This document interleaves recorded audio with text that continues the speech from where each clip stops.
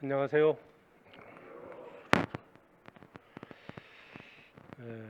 오늘 찬양대 감사하고요. 박수 치셨는데 오늘만 잘해서 그런 게 아니고요. 평소 잘하셨는데 오늘은 더 잘하셔서 박수를 했습니다. 먼저 하나님께 기도드리겠습니다.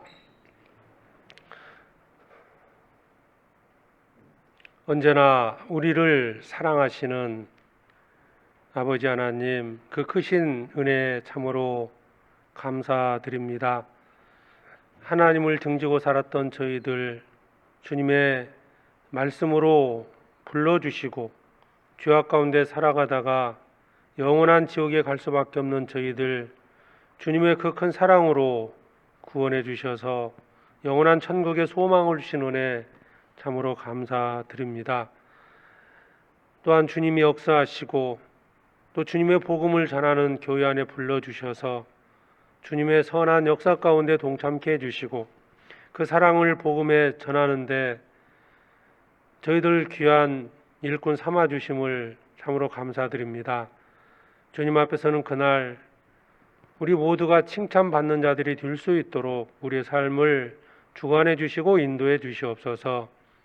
연약한 저희들에게 말씀으로 교훈해 주시고 또 능력의 손길로 붙잡아 주셔서 주님의 뜻을 행하는데 부족함이 없게 해 주시옵소서.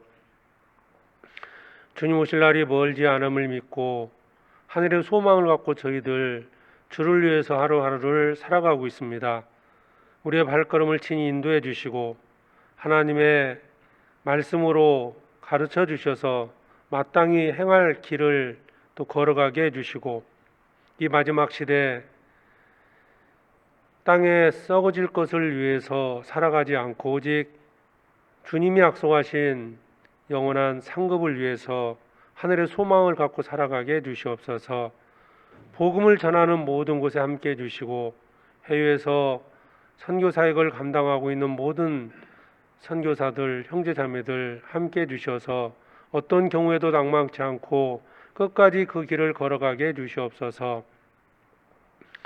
주님의 은혜 속에서 하계 수양일을 준비하고 있습니다. 이제 이번 주부터 시작되는 1차 하계 수양일을 통해서 또 많은 영혼들 구원받게 해주시고 남은 7번의 수양일을 통해서도 하나님께서 큰 역사를 이루게 해주시옵소서. 오늘 또 주일 아침 저희들 주님의 말씀 앞에 나왔습니다. 마땅히 깨닫고 알아야 될 것들을 또 오늘의 말씀을 통해서 나타내 주시고 우리 마음속에 숨은 허물이 있다면 그 모든 죄를 버리고 빛 되신 주님 앞에서 또 세상에서 빛과 소금이 되어서 이뤄진 영혼들에게 그 사랑의 복음을 전하게 해 주시옵소서. 함께하지 못한 주님의 귀한 자녀들 있는 그곳에서 하나님의 영광을 나타나게 해주시고 더욱 교제를 사모하고 말씀을 사모하는 마음을 갖게 해주시옵소서. 이 시간 함께 해주시길 바라오며 우리를 사랑하시는 예수 그리스도의 이름으로 기도드립니다. 아멘. 성경 사도행전 20장을 찾겠습니다.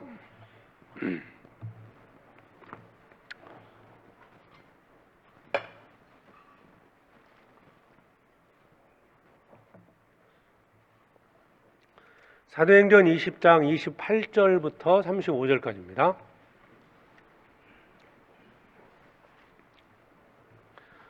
사도행전 20장 28절로 35절까지 한 절씩 교독하겠습니다. 너희는 자기를 위하여 또는 온 양떼를 위하여 삼가라. 성령이 저들 가운데 너희로 감독자를 삼고 하나님이 자기 피로 사신 교회를 치게 하셨느니라.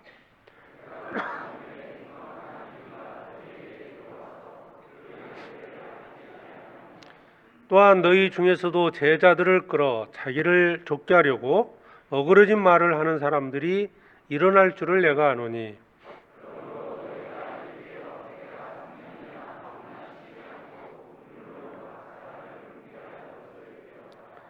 지금 내가 너희를 주와 및 그 은혜의 말씀께 부탁하노니 그 말씀이 너희를 능히 든든히 세우사 거룩해 하심을 입은 모든 자 가운데 기업이 있게 하시리라.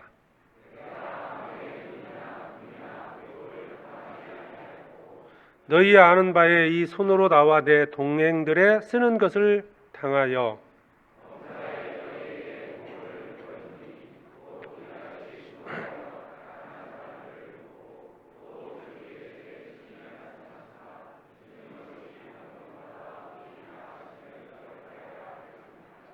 예, 35절까지. 오늘은 이 교회에 대해서 좀 말씀을 드리겠습니다. 우리가 이제 교회를 통해서 처음 이제 구원을 받게 되고, 또 교회 안에서 우리 신앙생활을 합니다. 그리고 교회를 통해서 하나님께서 이 복음을 이렇게 전하고 계신데요. 신앙생활은 곧 교회 생활이다 이렇게 말을 합니다. 그만큼 사실 교회가 이제 중요한데, 우리가 이제 교회에 대한 올바른 지식을 가져야만이 신앙생활도 올바르게 할 수 있다고 볼 수 있는데, 하나님께서 이 말씀을 통해서 이 교회의 중요성에 대해서 말씀하신 것만큼 우리가 교회에 대해서 좀 생각을 못하는 경우도 있습니다. 그러니까 말씀드린 것처럼 이 교회에 대한 지식, 올바른 지식을 가질 때 교회 생활을 올바로 할 수 있는 것이고요. 그게 이제 나를 내 믿음을 성장케 하고 또 우리가 주님 앞에 더 귀하게 이제 쓰임을 받을 수 있습니다. 특별히 이제 사도 중에서요. 사도 바울은 교회에 대한 그 어떤 비밀을 주님께로부터 이제 계시를 받았고, 그래서 교회에 대한 많은 설명들을 이 서신서를 통해서 말씀해주고 있습니다. 특히 이제 신약성경의 대부분이 이제 사도 바울의 서신인데요. 이 서신서가 대부분 이제 교회를 향한 편지였습니다. 교회 안에서 어떻게 살아가야 되고, 교회가 어떤 것이고, 교회가 어떻게 세워졌으며, 교회의 역할이 무엇이고, 이런 것들을 자세히 설명해주고 있기 때문에 이제 사도행전 이후에 그 로마서부터 시작해서 요한계시록까지는 개인 서신도 있지만 대부분은 이 교회를 향한 편지입니다. 그래서 교회의 생활에 대한 설명이거든요. 사실 그럼에도 불구하고 우리가 이제 교회의 중요성에 대해서 조금은 이제 소홀히 하는 경우도 있고, 뭐 이렇게 나는 주님을 사랑하고 주님 앞에는 순종할 수 있는데, 교회 안에서 순종하고 뭐 교회 앞에 순종하는 것은 조금은 다르게 생각한다. 그렇게 이제 오해하는 분도 있거든요. 뭐 아버지를 내가 사랑하는데 가족들은 사랑하지 못하겠다. 뭐 이렇게 좀 안 맞잖아요, 이게. 정말 아버지를 사랑한다면 자녀들도 사랑해야 돼. 형제들끼리 화목해야 맞거든요. 이걸 별개로 생각하기도 하는데, 뭐 가정이 그런데요. 더더욱 영적으로 이제 주님이 우리의 머리가 되시고 이제 주님이 세운 교회 안에서 우리가 서로 사랑하면서 살아가는 것이 성도의 마땅한 바입니다. 그래서 여기 28절에도 너희는 자기를 위하여 떠노는 양떼를 위하여 삼가라. 성령이 저들 가운데 너희로 감독자를 삼고 하나님이 자기 피로 사신 교회를 치게 하셨느니라. 자, 사도 바울이 교회를 얼마나 중요하게 여기는지를 이 말씀을 통해서 알 수 있습니다. 하나님이 자기 피로 사신 교회, 주님이 주님의 생명을 지불하고 교회를 샀다고 말씀하신 것은 교회의 어떤 중요성, 얼마나 가치 있고 중요한지를 우리한테 설명해 주고 있습니다. 그러니까 하나님이 자기 피를 주고 교회를 샀기 때문에 교회는 세상에서 가장 가치 있고 중요합니다. 그런 교회에 내가 있다. 거기 속해서 함께 지금 교제하고 있고 복음을 전하고 있고 주님 앞에 쓰임 받고 있다는 것은 정말 큰 축복이고 영광입니다. 그렇게 생각하시죠? 내가 교회 안에 있다. 세상에는 많은 조직들이 있잖아요. 근데 이 교회가 얼마나 중요한지, 얼마나 가치 있는지를 내가 정확히 인식을 하고요. 그 안에 속해서 함께 한다. 이거 분명히 해야 됩니다.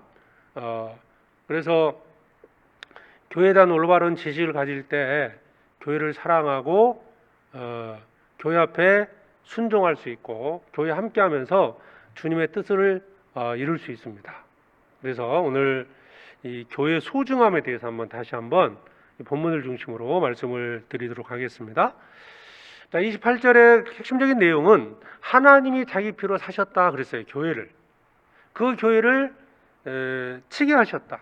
누구에게요? 우리 모두에게 이제 해당된다고 볼 수 있는데 사도 바울이 왜 그토록 교회를 사랑하고 교회를 위해서 염려했을까? 교회를 위해서 그토록 헌신했을까? 바로 그 이유를 이 말씀에서 알 수 있습니다. 사도 바울은 교회를 어떻게 인식했느냐? 하나님이 자기 피로 사셨다는 거예요. 교회에 대한 사도 바울의 마음을 알 수 있는 말씀입니다. 자, 물건의 가치는 그 물건을 사기 위해서 지불되는 값을 보면 그 지불되는 것이 무엇인지를 보면 알 수 있습니다. 물건이 별거 중요하지 않은 것 같은데 이거 얼마 줬어요? 1,000만 원 줬어요. 그러면 이게 좀 가치 있나 보다 생각하지 않습니까? 뭐 10,000원 줬어요. 다르지 않습니까? 저는 이제 이렇게 이 명품 이런 걸 잘 모르는데요. 이게 백 하나가 제가 볼 때는 한 몇만 원이면 될 것 같아요. 근데 수십만 원 줬다, 수백만 원 줬다 이런 거 보면 불안해서 저걸 어떻게 가지고 다니냐 이제 그런 생각이 들어요. 수백만 원짜리 가지고 다닌다면 이거 어떻게 보세요? 놓고 다니겠어요? 밥 먹을 때도 꼭 안고 먹을 것 같아 이게. 근데 이제 어떤 그 나름 가치가 있으니까 그걸 돈을 주고 사는 거 아닙니까?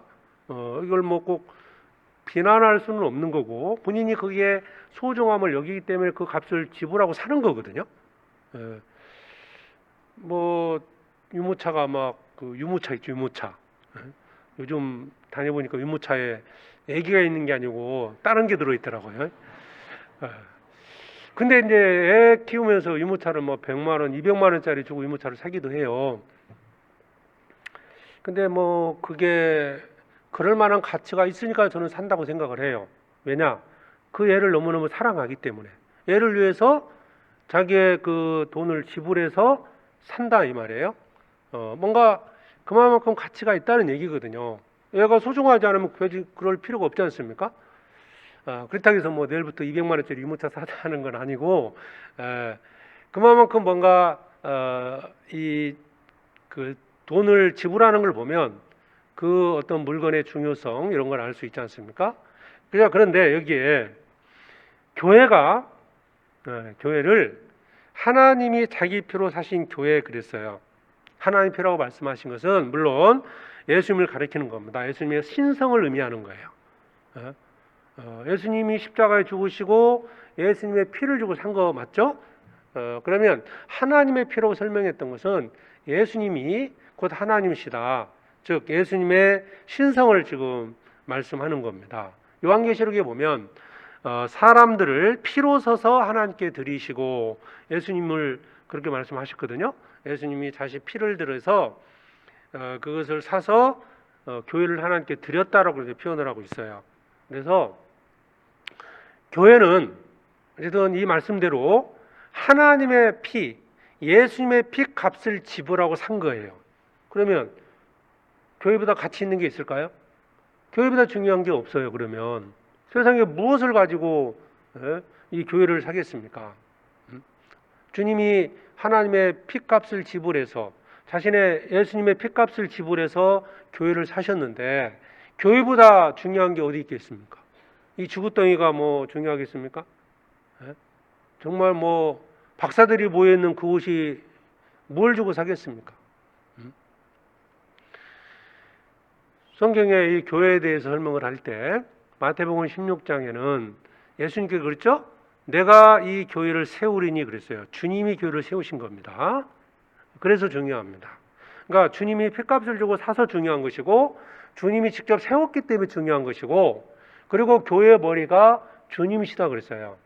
제가 한번 찾아볼까요? 여기 좀 표시하시고 에베소서 1장입니다.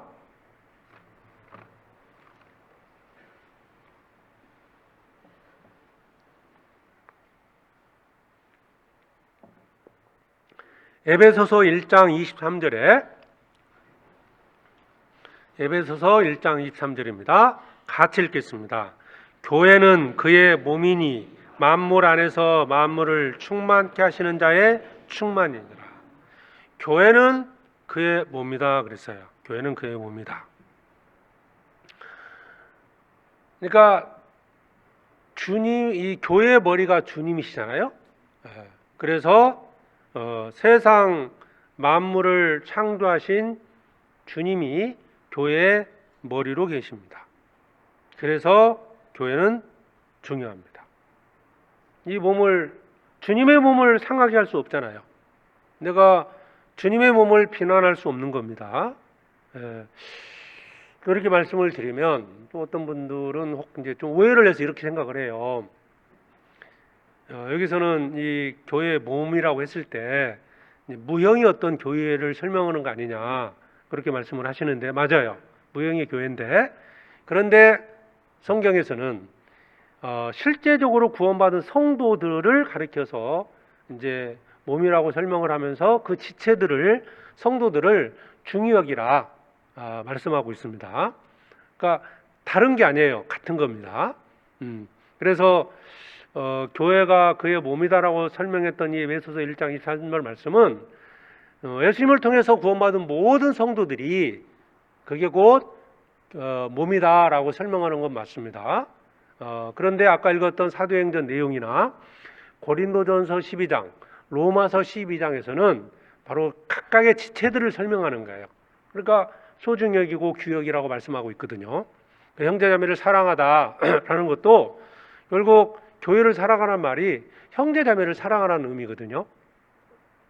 그래서 이 교회의 몸이라는 것은 지금 우리가 지금 여기 계신 모든 성도들이 현재 이곳에 일산에서 구원받고 생활하고 있는 모든 성도들이 바로 교회 그리스도의 몸이라는 겁니다. 교회의 머리는 주님이십니다. 우리의 머리는 주님이신 겁니다. 자, 그리고 또 한 가지가 고린도전서 3장입니다. 고린도전서 3장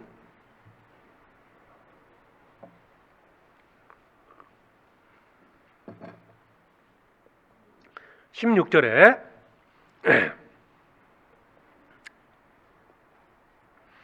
고린도전서 3장 16절, 너희가 하나님의 성전인 것과 하나님의 성령이 너희 안에 거하시는 것을 알지 못하느뇨?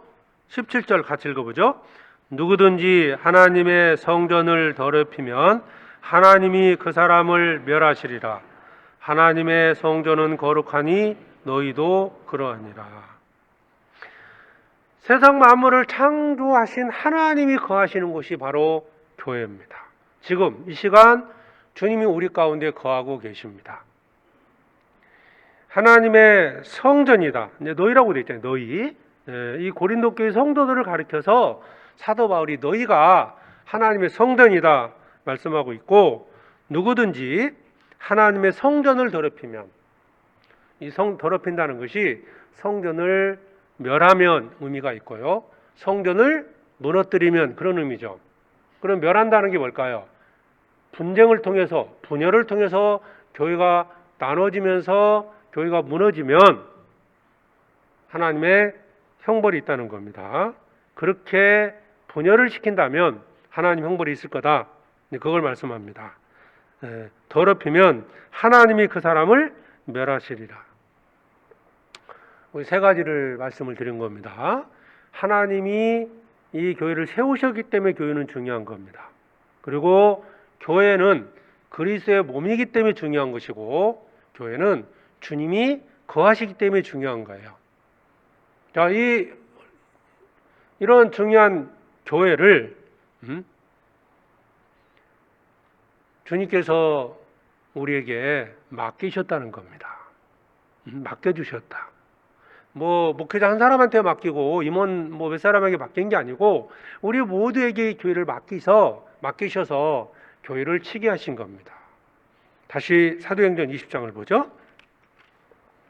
20장 28절에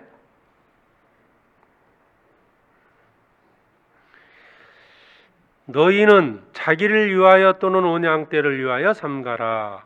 성령이 저들 가운데 너희로 감독자를 삼고 하나님이 자기 피로 사신 교회를 치게 하셨느니라. 자, 여기에 치게 하셨느니라. 치게 하셨다. 누구한테 하신 말씀이냐? 여기서 너희의 수신자는 우선 에베소 교회 장로들을 가리킵니다. 사도 바울이 에베소 교회를 이제 3년 동안 복음을 전하다가 이제 에베소를 떠나게 됐어요. 그래서 장로들을 먼저 불러서 그들에게 이제 이런 부탁을 하는 거예요. 이게 17절부터 설명되어 있잖아요. 17절부터 세 부분으로 나눌 수 있는데, 첫 번째가 사도 바울이 어떻게 복음을 전했는지를 설명해 줬어요. 사도 바울이 전했던 것은 바로 하나님께 대한 회개와 예수 그리스도에 대한 믿음을 증거했다. 무엇을 전했는지를 설명해 줬고요. 그 다음에 자기의 각오입니다. 나는 죽기를 각오하고 앞으로 복음을 전할 것이다. 이렇게 과거와 미래에 대한 것을 말씀해 주시고, 그리고 이제 에베소 교회 장로들에게 마지막 떠나면서 부탁을 한 거예요. 무엇을 부탁했느냐? 교회를 부탁한 겁니다. 특별히 에베소 교회 장로들에게 어쩌면 신신당부한 거예요. 하나님이 자기 피로 사신 교회를 치게 하셨다, 너희에게. 그러면서 주의할 것이 무엇인지를 설명했죠. 너희는 자기를 위하여 또는 온때를 양떼를 위하여 삼가라. 그렇죠. 삼가라. 주의하라는 겁니다. 자기를 주의하고, 양떼가 누굽니까? 교회 식구들이에요. 그러니까 에베소 교회 온 성도들을 위해서 주의할 것이 있다. 너 자신들도 주의를 해야 되고 조심해야 할 게 있고, 교회를 위해서도 조심할 게 있다. 이걸 지금 부탁하는 내용이 28절부터 35절까지 내용입니다. 그러니까 이 교회가 어떤 곳인지를 먼저 설명했잖아요. 하나님이 자기 피로 사신 교회다. 여기를 이 치라, 그 말은 양육과 그 다음에 전도입니다. 그죠? 교회를 세우는 일, 그 다음에 성도들을 양육하는 일, 세워가는 겁니다. 그래서 우리 교회 지금도 사명이 그거잖아요. 전도를 하고 그 다음에 구원받은 자들을 양육하는 거예요. 전도하고 세우는 일이죠. 살리고, 죽은 영혼들을 교회를 통해서 살리고, 그리고 양육하는 겁니다. 이게 지금 우리가 교회에서 하는 일들이죠. 치게 하셨느니라. 그런데 여기에 주의할 것이 있다는 거예요. 주의할 것이 있다. 자기를 위하여 또는 온 양떼를 위하여 삼가라. 첫 번째가 뭐예요? 자기를 주의하라는 거예요. 자기. 내가 온전히 믿음 가운데 서야 다른 성도들을 돌아볼 수 있거든요. 처음에는 구원받고는 좀 믿음이 연약해서 다른 성도들에게 이제 이렇게 좀 돌봄을 받지 않습니까? 많이 지도를 받게 되는데, 우리 모두는 사실 그런 과정을 통해서 지금 이 자리에 서 있는 거예요. 처음부터 어른이 되는 건 아니지 않습니까? 그런 것처럼 우리는 구원받고 교회 안에서 먼저 된 자들, 임원들이나 먼저 된 성도들을 통해서 양육을 받고 성장했어요. 그래서 좀 성장하면 이제 다른 사람을 돌볼 수 있잖아요. 그래서 먼저는 자기를 위하여 삼가라라고 말씀을 했습니다. 교회를 치기 위해서는, 잘 지키기 위해서는, 전도하기 위해서는 먼저 내가 올바로 서야 됩니다. 근데 이제 구원받고 오래 세월이 지났어도 여전히 다른 사람에게 돌봄을 받고 있다. 뭐가 문제일까요? 이제 구원받고 얼마 안 됐으면 이해할 수 있어요. 그런데 아직도 내가 여전히 다른 임원들 아니면 교회에 이렇게 돌봄을 받고 있다. 뭐 여러 가지 이제 이유가 있겠죠. 그러니까 먼저는 이 말씀에서 보면요. 그러면 든든히 서야 하는데, 먼저 각자가 자신을 주의하려면 중요한 게 하나까지가 있어요. 그게 뭐냐면 32절입니다. 지금 내가 너희를 주와 및 그 은혜의 말씀께 부탁하노니 그 말씀이 너희를 든든히 세우사. 자, 뭐가 세운다고요? 말씀입니다. 주와 말씀께 부탁을 했다 그랬어요. 주와 말씀께 부탁하노니 그 말씀이 너희를 능히 든든히 세운다는 거예요. 그러면 우리가 여기 생각할 게, 자신을 위해서 주의하라라고 했을 때 우리는 어떻게 해야 됩니까? 말씀이 나를 든든히 세우는 거기 때문에 말씀을 듣고 읽고 배우는 일을 게을리해서 안 된다는 거예요. 그런 의미거든요. 그러면 여전히 내가 돌봄을 받고 있다면 말씀에 대한 지식이 없는 거예요. 말씀이 나를 든든히 세우셔야 되는데 말씀을 들었어도 순종하지 않았고 여전히 말씀과 자신과 별개인 것처럼 살기 때문에 여전히 세워지지 못하고 있는 겁니다. 그래서 자신을 주의하기 위해서는 뭐냐? 말씀이 나를 세우는 거기 때문에 말씀을 듣고 읽고 배우고 그 다음에 뭐예요? 순종해야 돼요. 그래야 내가 세워지는 거고요. 두 번째가 양떼를 위해서 주의하라고 그랬죠. 양떼를 위해서 주의해라. 그러면 주의할 것 두 가지가 이제 교회 성도들, 나를 중심으로 해서 다른 형제자매를 돌아봐야 되는데 주의할 것이 두 가지가 있는데 그 첫 번째가 29절입니다. 내가 떠난 후에 흉악한 이리가 너희에게 들어와서 그 양떼를 아끼지 아니하며 흉악한 이리가 들어온다는 거죠. 이게 뭐냐면 어떤 외적인 문제잖아요. 잘못된 교리가 들어오는 거예요. 잘못된 어떤 성경 말씀들, 왜곡된 것들이 들어와서 성도들을 미혹해서 무너지게 할 수 있다는 거예요. 이걸 그러니까 교리적인 문제, 외적인 문제를 설명하는 겁니다.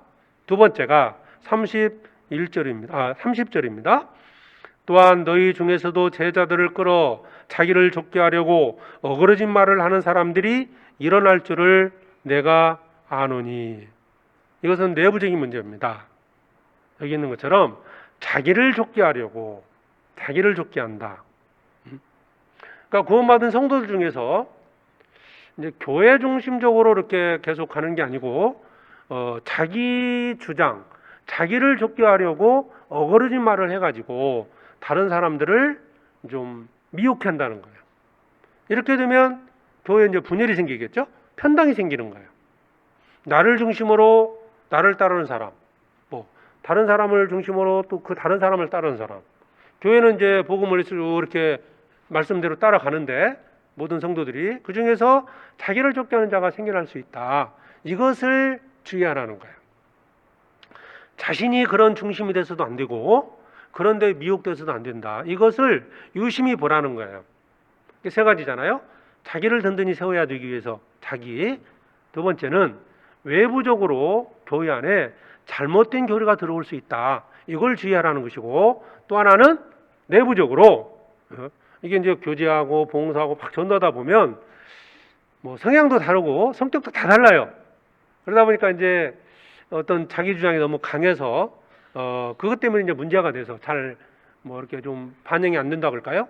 그러다 보니까 이제 자기 중심으로 해서 자꾸 뭔가 좀 불평하고 불만하다 보면 불만을 토로하다 보면 약간은 이제 다른 길로 가려는 이런 경향이 있다는 거예요. 그런데 여기 사도 바울께 지적한 것처럼 그게 뭐냐? 자기를 좁게 하는 거다. 자기를. 주님을 쫓는 게 아니고 말씀을 쫓는 게 아니고 교회를 쫓게 하는 게 아니라 자기를 쫓게 하는 무리가 생길 수 있다. 이걸 말씀을 한 겁니다. 이것을 주의하자. 그래서 하나님이 세우신 이 교회 안에서 우리가 전도와 또 양육과 전도하고 교회를 올바로 세우는 데 있어서 정말 주의할 것, 이 세 가지 문제를 한 가지씩 다시 한번 말씀을 드리겠습니다. 그러니까 첫 번째가 자기를 위해서 주의하라 그랬죠. 32절 다시 봅니다. 지금 내가 너희를 주와 및 그 은혜의 말씀께 부탁하노니 그 말씀이 너희를 능히 든든히 세우사. 자, 주와 및 그 은혜의 말씀께 부탁했다. 그래서 사도 바울은 주님께 부탁을 했다는 의미가 뭘 것 같아요? 말씀께 부탁을 했다. 그 말은 주님을 의지하고 살아야 된다. 그리고 말씀에 순종하고 살아야 된다. 그걸 지금 설명한 겁니다. 내가 왜 성장하지 못했을까? 내가 이제 우리 지금 수양회를 앞두고 있지 않습니까? 수양회. 네, 지난 우리 차수로는 이제 지난 금요일 날 마무리 1차 마감을 했는데요. 그러니까 우리가 수양회를 참석하는 것이 왜 수양회를 가게 되느냐? 전도지 않습니까? 첫째는 전도해야 되고 또 하나는 이제 봉사하는 거지 않습니까? 전도하는 데 있어서 이제 새로운 분들이 말씀을 듣기 때문에 뭐 식사도 제공을 해야 되고 뭐 잠자리나 여러 가지 것들을 편의 시설들을 이제 해서 도와줘야 되기 때문에 또 봉사하러도 가지 않습니까? 그리고 또 개인적으로 말씀을 듣는 가운데서 또 그 교제를 통해서 또 자기를 좀 더 성장시킬 수 있는 그런 계기를 삼기 위해서 수양회를 참석을 하는 겁니다. 전도하고 봉사하고 자기를 또 세우는 이런 의미로 가게 되는데, 근데 이제 새로운 분 모시고 가는 건 이제 전도기 때문에 이제 그분들은 잘 모르니까 막 갑시다 해서 어쨌든 이제 모시고 가잖아요. 근데 구원받고 지금 교회 안에 살아가는데 우리가 계속 수양회를 가자고 권고하고 당사자는 아이고 뭐 나중에 갈거예요, 다음에 갈게요. 저는 이게 사실은 좀 납득이 잘 안 가요, 사실은. 왜 그럴까? 에? 우리가 이게 뭐 특별한 일이 아니고 당연히 해야 될 일인데 여전히 구원받고도 몇 년이 흘렀음에도 불구하고 그걸 내가 꼭 뭐 권고를 해야 가고 권고하자면 안 간다. 이게 왜 그럴까? 이게 성장하지 못했다는 거잖아요. 그 아까 이제 우리 암송도 했잖아요. 형제가 연합하여 동거하며 어찌 그리 선하고 아름다운. 형제가 연합해서 모든 성도들이 연합해서 전도하는 곳이 이제 우리 수양이지 않습니까? 그것도 7번의 수양일을 해요. 뭐 7월 12일부터 시작해서 이제 8월 중순까지 하게 되는데 뭐 그 중에서 뭐 며칠 빼서 수양에 가는 것은 어려운 게 아니지 않습니까? 우리 2차 때 딱 한번 국한에서 가면 정말 내가 바쁜 일이 있으면 못 갈 수도 있는데 7번의 수양회를 통해서 수양회를 참석을 하는데 뭐 바빠서 그렇고요. 그때 가봐서 해볼게요. 그때 가봐서는 분은 안 갑니다, 대부분. 그러잖아요. 그때 가봐서 해보겠다. 내가 교회에 속해 있고 교회 소정업을 알고 교회 하는 일이 무엇인지를 알고 있다면 내가 자원해서 가는 게 맞지 않습니까? 그래서 이제 임원 뭐 그런 교제 하다가요. 뭐 오래되신 분들이나 이런 분들이 끝까지 안 가겠다면 그냥 두시라고 그랬어요. 그냥 놔두시라고. 뭐 어쩌겠냐고. 뭐 그분이 그런 선택을 한다는데 이걸 뭐 계속 뭐 권해서 가고 권하지 않으면 안 가고 뭐 이것은 아니다고 생각을 해요. 그러면 이제 정말 우리 각자가 내 믿음이 어떤지를 돌아봐야 됩니다. 우리가 교회 안에 생활하면서 말씀대로 자기를 주의하라. 자기를 양떼를 주의하는 것도 있지만 자기 자신을 주의해야 되는데 왜 오랜 세월을 흘렸지만 여전히 그러냐? 주님 말씀, 그 말씀이 나를 아직 세우지 못한 거예요. 그럼 말씀의 능력이 없어서가 아니에요. 내가 불순종하기 때문에 그러는 거죠. 말씀에 순종하지 않았다. 하나님을 의지하고 살아가야 되고, 고린도전서 1장에도 주님이 나를 견고케 하신다 그랬거든요. 흔들리지 않고 정상적으로 성장해 가는 것은 주님이 하시는 것이고 말씀이 하는 거거든요. 근데 내가 여전히 어린아이와 같은 신앙을 가지고 있다. 뭔가 주의할 걸 주의하지 못한 거예요. 자기를 먼저 세워야 됩니다. 그때에서 혹시 또 잘됐다 안 가도 되겠네 이러지 마세요. 가셔야 됩니다. 가시는 게 맞는 거예요.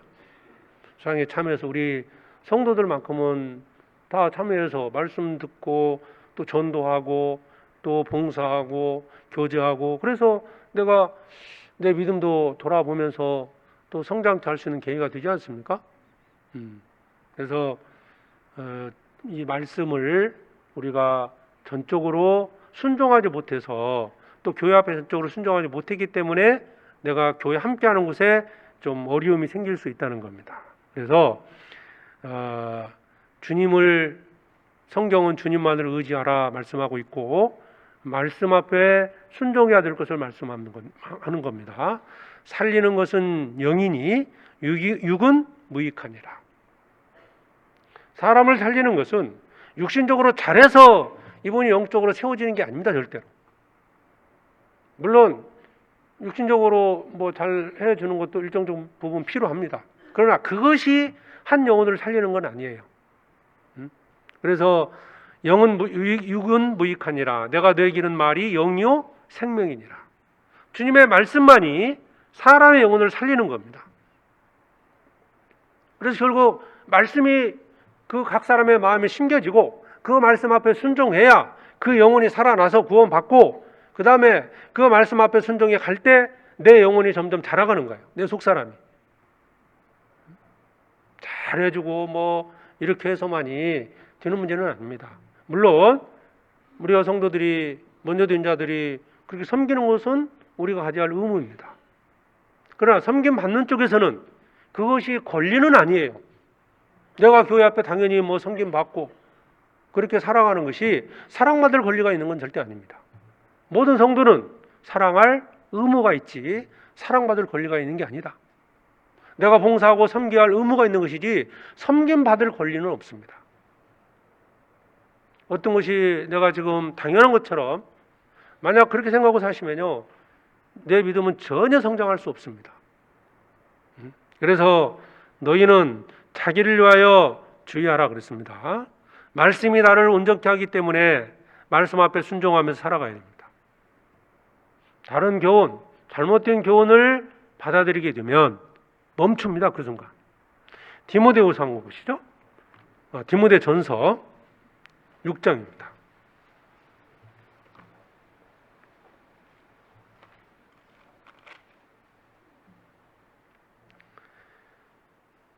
디모데전서 6장 3절입니다.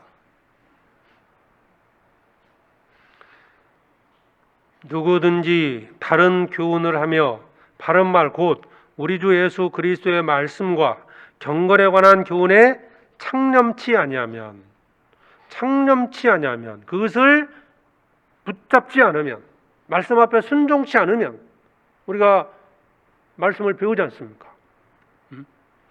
왜 어려움이 생길까요? 왜 실족을 하게 되고 왜 그랬을까요? 왜 성장하지 못할까요? 왜 불평이 생기고 왜 원망이 생길까요? 하나님이 주신 말씀 앞에 그 말씀을 창념치 않기 때문이다 라고 말씀하는 거거든요. 창념치 아니하면 어떤 일이 생길까요?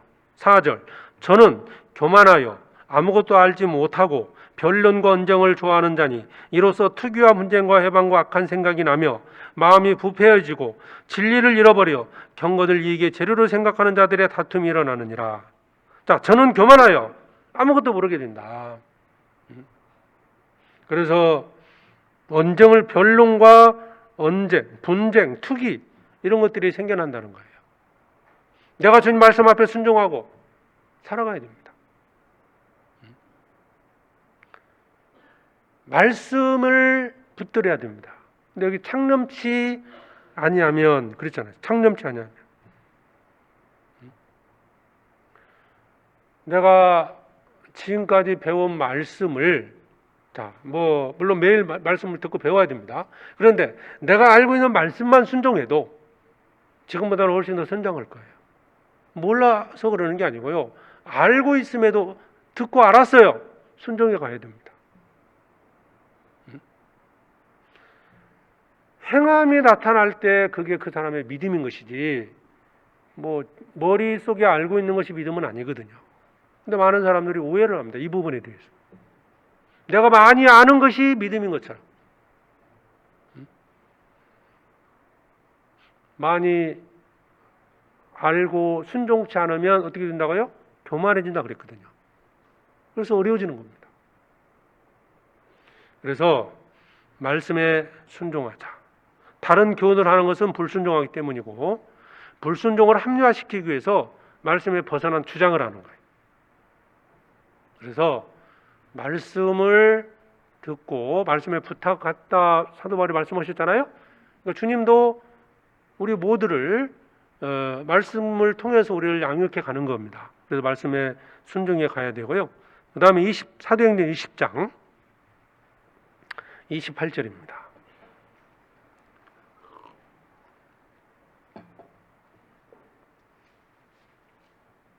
28절에 너희는 자기를 위하여 또는 온 양떼를 위하여 삼가라. 자, 온 양떼를 위하여 삼가라. 이 교회 성도들입니다. 이제 에베소 교회 장로들이기 때문에 저도 그 교회 성도들을 주의해야 된다. 왜? 교회를 해치는 자가 있다는 거예요. 물론 그 배우는 사탄입니다. 어떻게 해치느냐? 두 가지를 말씀했죠. 29절, 내가 떠난 후에 흉악한 이래가 너에게 들어와서 그 양떼를 아끼지 아니하며. 양떼를 아끼지 않는 무리가 있다. 그 배후는 물론 사탄입니다. 교회를 해치기 위해서 일단 외부적으로 들어오는 게 있다는 거예요. 그게 뭐예요? 흉악한 이래가 무엇을 가지고 해칠까요? 바로 잘못된 말씀입니다. 말씀을 왜곡해서 잘못된 내용들을 가지고 얘기를 하는 거예요. 이 에베소 교회 부탁을 했잖아요. 요한계시록 2장에 보면 에베소 교회를 칭찬했던 내용 중에 하나가 뭐냐면 악한 자들을 용납지 않았다 그랬어요. 악한 자들을 용납지 않고 거짓된 것을 드러냈다. 그러니까 에베소 교회 성도들이 이 사도 바울의 교훈을 받고 이 말씀을 듣고요, 에베소 교회를 잘 지킨 거예요. 그런데 이제 에베소 교회가 이제 사랑이 식었다 이런 말씀을 하셨는데, 그러니까 첫사랑을 버렸다라고 이제 책망을 받은 것도 있지만 잘한 게 뭐였느냐? 잘못된 교리가 들어오지 않도록 막았던 거예요. 드러냈습니다. 잘못이다. 네. 특히 이제 이 서신서에 보면 고린도 교회도 그랬고요, 갈라디아 교회도 그랬고, 골로새 교회도 그랬고, 이런 교회들이 잘못된 것들이 들어와서 막 이제 유혹을 했단 말이에요. 근데 그것에 미혹되면 결국 복음은 전할 수 없는 거예요. 고린도 후서를 보겠습니다. 11장.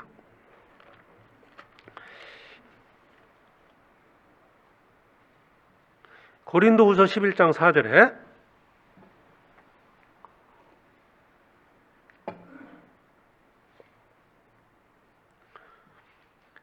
만일 누가 가서 우리의 전파하지 아니한 다른 예수를 전파하거나 혹 너희 받지 아니한 다른 영을 받게 하거나 혹 너희 받지 아니한 다른 복음을 받게 할 때는 너희가 잘 용납하는구나.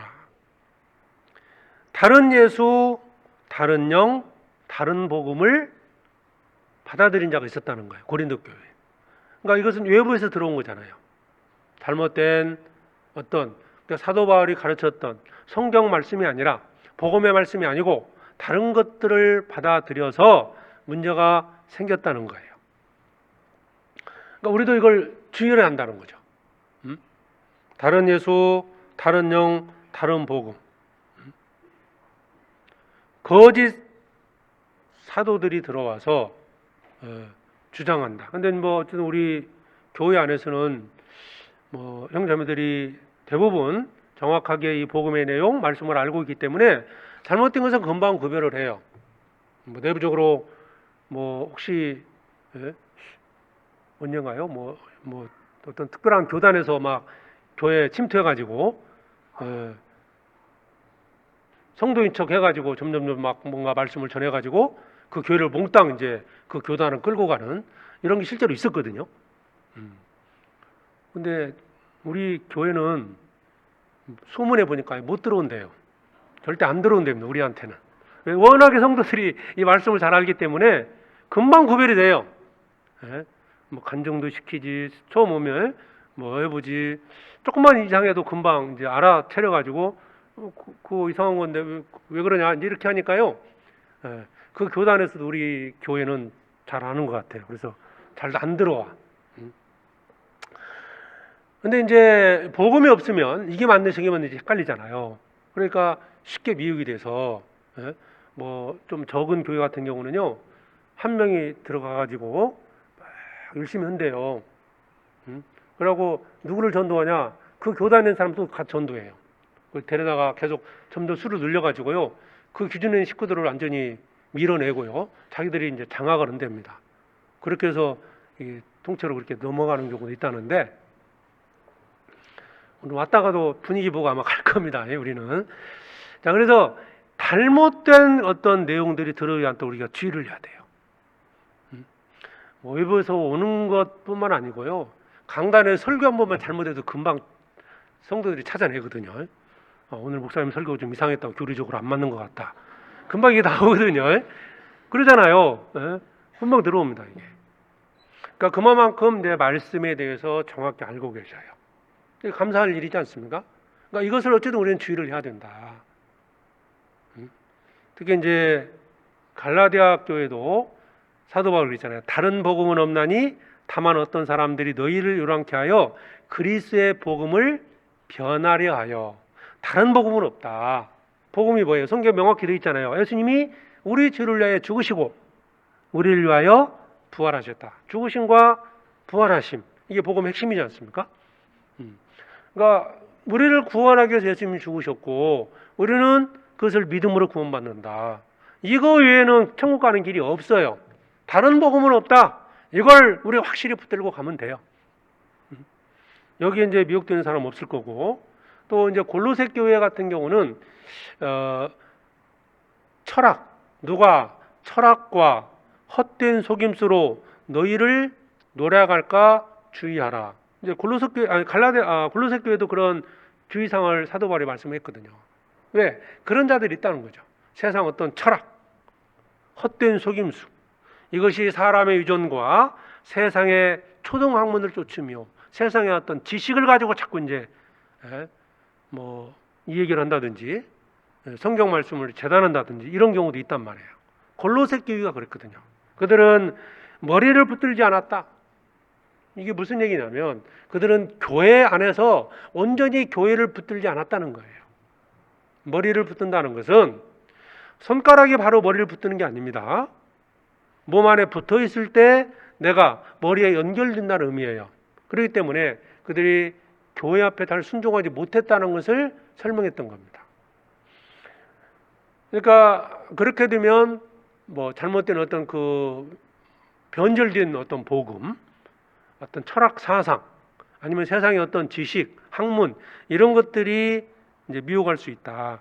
그래서 다른 어떤 교훈을 붙잡아서는 안 됩니다.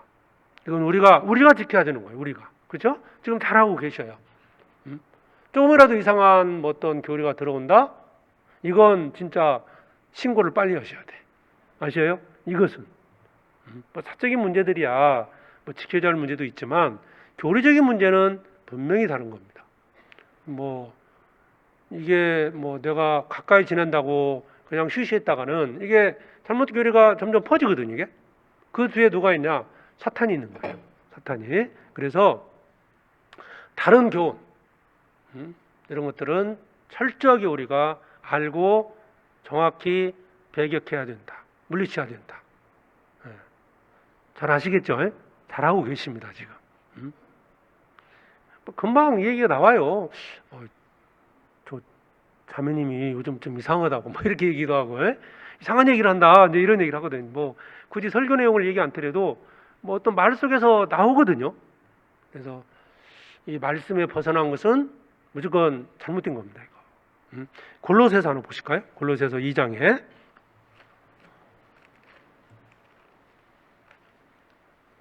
그래서 골로새서 2장 8절을 먼저 보시죠. 8절에 누가 철학과 헛된 속임수로 너희를 노략할까 주의하라. 그렇죠? 주의하라. 잘못하면 이게 넘어질 수 있다는 거예요. 그래서 16절에 보면 그러므로 먹고 마시는 것과 절기나 월삭이나 안식일을 인하여 누구든지 너희를 변론하지 못하게 하라. 절기, 월삭, 안식일. 저 안식일 얘기 왜 나왔을까요? 안식일을 지켜야 천국 간다. 이게 잘못된 거라는 거예요. 그런 게 예전부터 있었던 겁니다. 이런 절기를 지키고 안식일을 지켜야 구원받는다, 천국에 갈 수 있다라고 말하는 것 자체가 틀린 거예요. 그런 얘기도 있고 또 18절에 누구든지 일부러 겸손함과 천사 숭배함을 인하여 너희 상을 뺏지 못하게 하라. 저가 그 본 것을 의지하여, 본 것이 뭘까요? 자기 환상을 봤다, 자기 나름대로 계시를 받았다, 이런 게 틀렸다는 거예요. 이걸 또 설명하고 있는 거고요. 아까 2장 8절에 누가 철학과 헛된 속임수로 너희를 노략할까 주의하라. 철학, 세상적인 학문, 사상 이런 것들을 조심하라는 거예요. 그럼 우리가 어떻게 해야 될까요? 2장 6절에 골로새서 2장 6절입니다. 그러므로 너희가 그리스도 예수를 주로 받았으니 그 안에서 행하되 그 안에 뿌리를 박으며 세움을 입어. 자, 같이 읽어보죠. 교훈을 받은 대로 믿음에 굳게 서서 감사함을 넘치게 하라. 교훈을 받은 대로, 그렇죠? 교훈을 받은 대로, 말씀을 배운 대로 그 말씀에 순종하면서 살아가라. 그렇지 않으면 이런 일이 생길 수 있다는 거예요. 그래서 2장 6절에 누가 철학과 헛된 속임수로 너희를 노략할까 주의하라. 철학, 세상적인 학문, 사상 이런 것들을 조심하라는 거예요. 그럼 우리가 어떻게 해야 될까요? 2장 7절에 요즘 이제 가장 우리를 쉽게 이제 무방비 상태에서 미혹될 수 있는 것이 바로 유튜브 상에 나오는 어떤 설교들입니다. 잘못된 게 많거든요. 우연히 듣다가 미혹될 수 있어요. 예? 정말 지금까지 우리 교회 안에서 배우지 않은 거 깨달았어요. 예? 깨달았다. 그럼 같이 깨닫게 저한테도 얘기하셔요. 그러면 됩니다. 예? 그래야 할 거 아니에요. 전혀 새로운 걸 알았다. 그럼 저한테도 얘기하시라니까. 이 말씀은요, 사실은 새로운 게 없는 거예요. 그죠? 이미 이 말씀 속에 다 있고, 이미 교회 안에서 배웠으면 중요한 내용들은 다 가르치고 있는 겁니다. 교회 안에서. 그죠? 가장 중요한 거 가르치지 뭘 가르치겠습니까? 복음. 가장 구원받는데 가장 중요한 거죠. 신앙생활을 어떻게 할 거냐? 교회가 뭐냐? 이게 가장 중요한 것들이거든요. 이것은 반복적으로 계속 가르치고 있는 거예요. 새로운 게 없는 거예요. 내가 이제 새롭게 교회의 비밀을 깨달았다. 내가 새롭게 이번에 내 신앙생활이 잘 안 됐는데 신앙생활을 잘할 수 있는 비법을 깨달았다. 뭐 이런 걸 할지. 어린애가요, 태어났어요. 서서히 성장하잖아요. 만약에 어린애가 갑자기 10살짜리가 된다. 그거 정상이요, 비정상이요? 뭐 이상한 양맥인 거예요, 그거. 그죠? 뭐 이제 1살짜리가 갑자기 10살짜리처럼 된다? 맞아요, 틀려요? 이 불가능한 얘기입니다. 그러니까 어린아이가 성장하는 것도 꾸준히 밥 먹이고 성장하는 과정이 있거든요. 자기는 뭐 자기 어떤 대소변도 못 가리다가 점점 기어다니다가 서고 걷고 뛰고 이러지 않습니까? 태어났는데 며칠 만에 뛸 수 있습니다. 이건 사기 아닙니까? 이건 거짓인 거예요. 신앙생활이 잘 안 되는데 갑자기 잘할 수 있다? 이건 잘못된 거예요. 절대 갑자기 잘 될 수 있는 게 아니에요. 하나씩 하나씩 순종해 가야 됩니다. 그래서 그런 잘못된 내용들에 대해서 우리가 정확히 구별을 잘 해야 되고, 어쨌든 참 감사한 것은 우리 교회 안에서 이것들을 잘 구별하고 계셔요. 그러나 그래서 염려되는 것은 그런 유튜브 같은 거 잘못 듣다가 거기에 좀 미혹이 되면 조금 이렇게 상처받고 나중에 그것 때문에 미혹됐다 돌아올 때까지는요 좀 시간이 걸려요. 그리고 많은 어떤 상처를 받아가지고 좀 힘이 많이 빠집니다. 돌아와도. 그래서 그러지 않도록 주의를 해야 될 것 같고요. 다시 사도행전 20장입니다.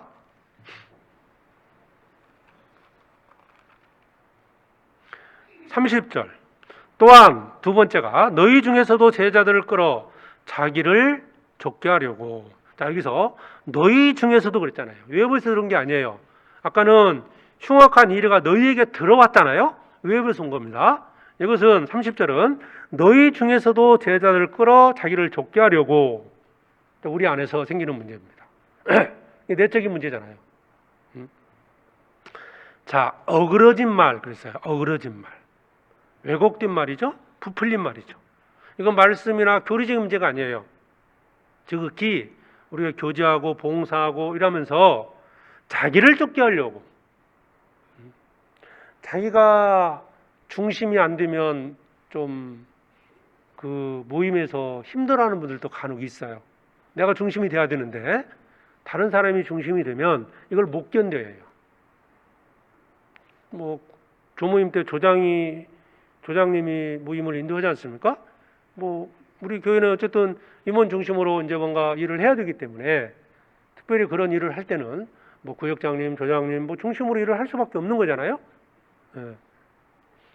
근데 내가 중심이 돼야 되는데 나보다 나이 어린 구역장이 하니까 좀 이게 좀 안 맞는 것 같고 나보다 경험이 있는 조장이 하니까 내가 안 맞는 것 같다. 이제 그랬을 때 조심을 해야 한다는 거예요. 그렇지만 직분 안에서 우리는 순종해 가야 된다. 이게 교회거든요.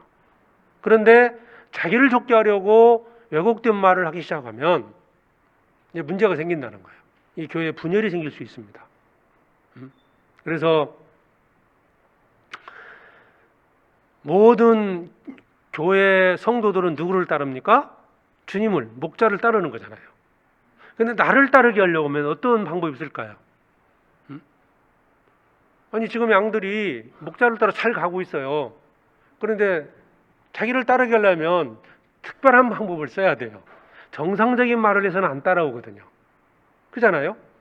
교회에서는 똑같은 말 하면 자기 안 따라올 거 아니에요. 굳이 할 필요도 없어요. 잘 따라가고 있으니까. 그런데 자기를 따르게 하려면 무슨 다른 말, 특별한 말을 해야 된다. 그래서 어그러진 말 그런 거예요. 사실 이것은 목회자도 마찬가지입니다.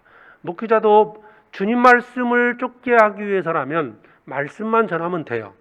근데 자기 욕망 때문에 자기를 쫓게 하려면, 자기 중심이 되면 분명히 왜곡된 말이 나갈 수밖에 없는 거예요. 그러니까 자기 욕망을 버려야 됩니다. 누구도 마찬가지입니다. 교회 목회자든 임원이든 성도든 상관없이 자기 욕망 때문에 사실은 어그러진 말을 하게 되고 자기를 쫓게 하려고 그러는 거예요. 자기 중심적이 되는 겁니다. 우리는 이것에 주의를 해야 돼요. 자, 학교를 갑니다. 학생들이 학교에 가면 아침에 몇 시까지 8시까지 학교 간다. 가서 공부하고 이제 저녁에 6시에 이제 하교한다. 이게 정해져 있잖아요. 그러면 선생님 말 잘 들으면 대부분 그냥 학교 갔다가 공부하고 돌아오지 않습니까? 근데 그 중에 가끔 학교 가기 싫은 친구가 생겨나요. 혼자만 안 갈까요? 친구를 하나 만들까요? 친구를 만들게 돼 있습니다. 절대 혼자는 빠지진 않습니다. 꼭 누구를 붙들어요. 오늘 그 선생님 별로잖아 이러면서 붙들기도 하고요. 오늘 학교 가봐야 별거 없잖아. 너 맨날 공부해도 학교 다녀도 너 성적 그 모양이잖아. 학교 가면 뭐 할래? 이래서 자꾸 이제 미혹을 하는 거예요. 뭔가 잘못된 말을 자꾸 만들어서 가지 못하도록 막는 거예요. 교회도 그럴 수 있습니다. 교회.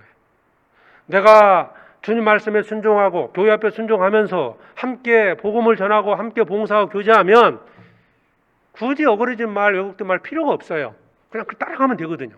근데 내가 그게 하기 싫어요. 뭔가 불만이 있고 원망이 생겼어요. 혼자만 할 것 같습니까?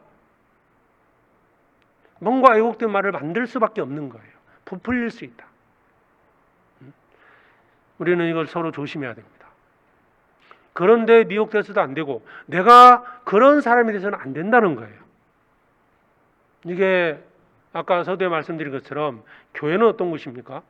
성도들 각각은 주님이 십자가의 죽으심으로 구원한 성도들입니다. 주님의 것입니다. 모든 교회 성도들은 그렇죠? 특정한 사람 것이 아니에요. 주님이 핏값을 주고 산 거예요. 주님 겁니다. 그런데 내가 미혹해서 내가 잘못된 말들을 해서 형제 자매를 실족케 한다. 이 죄가 얼마나 클 것 같습니까? 말을 부풀려서도 안 되고 말을 왜곡된 말을 해서는 안 돼요. 과장되게 표현해서도 안 됩니다. 조그마한 어떤 내용들을 막 부풀려 가지고 자기 중심으로 만들기 위해서 어그러진 말을 한다면 반드시 하나님의 심판이 있는 거예요. 왜? 교회는 주님이 자기 피로 사셨기 때문에 그렇습니다. 교회는 주님이 십자가의 보혈로 세운 것이기 때문에 그렇다는 거예요.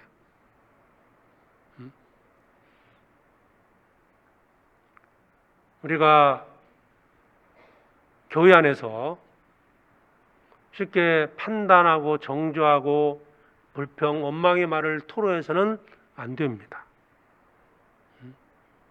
그것이 자기가 자신이 하나님 앞에 불순종하고 있고 신뢰한 것을 위해 살기보다는 눈에 보이는 것을 쫓아 살기 때문에 분명히 교회에서 주님 앞에 올바로 살아야 하는 걸 알아요. 근데 자신은 그럴 자신이 없어요. 그러다 보면 자기만 그렇게 안 사는 게 아니라 다른 사람들도 미혹한다. 이래서는 안 됩니다. 그걸 지금 사도 바울께서 주의하라. 조심하라는 거예요. 디모데전서 한번 보시죠. 디모데전서 1장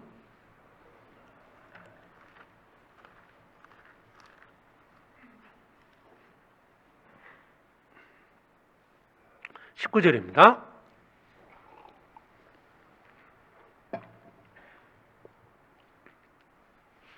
믿음과 착한 양심을 가지라. 어떤 이들이 양심을 버렸고 그 믿음에 관하여는 파선하였느니라. 그 가운데 후메노와 알렉산더가 있으니 내가 사단에게 내어준 것은 저희로 징계를 받아 회방하지 말게 하려 함이니라. 회방하지 말게 하려 함이라. 내부적으로 교회 안에서 교회 일을 회방하고 복음을 전하고 봉사를 회방한다. 여기에 후메노와 알렉산더 이름이 나옵니다. 믿음과 착한 양심을 가지라. 내가 교회 앞에 순종해야 되고 주님을 위해 살아야 한다는 걸 자기 양심이 압니다. 모르는 게 아니에요. 근데 안 되는 거예요. 그럼 안 될 때 어떻게 해야 됩니까? 더 기도하고 내가 더 말씀을 읽고 내 몸을 쳐서 순종해 가야 되는데 그게 안 되면 이제 자기 양심을 속이는 거예요. 그래서 내가 교회와 함께하지 않아도 될 그런 합당한 이유? 이런 것들 스스로 합리화시키기 위한 이유를 만들어내기 시작합니다. 그게 어그러진 말이에요. 이러기 때문에 굳이 내가 봉사할 필요 없다. 이러기 때문에 내가 굳이 수양회 갈 필요가 없다. 이렇게 스스로 말을 만듭니다. 자, 이 결과가 어떻게 되는지 보시죠. 디모데후서 4장 14절입니다. 디모데후서 4장 14절에 구리 장색 알렉산더가 내게 해를 많이 보였음에 주께서 그 행한다로 저에게 갚으시리니 너도 저를 주의하라. 저가 우리 말을 심히 대적하였느니라. 아까 디모데후서 1장 19절에 있었던 디모데후서 1장 19절에 있었던 두 사람이 나오죠? 그 중에 한 사람 알렉산더가 나오지 않습니까? 내게 해를 많이 보였음에 주께서 그 행한다로 저에게 갚으시리니 사도 바울을 대적했습니다. 교회를 대적했습니다. 그리고 너도 저를 주의하라. 디모데에게 개인적으로 부탁을 하잖아요. 주의해라. 이게 얼마나 불행한 사람입니까? 생각해 보시라고요. 주의해라. 주의해라.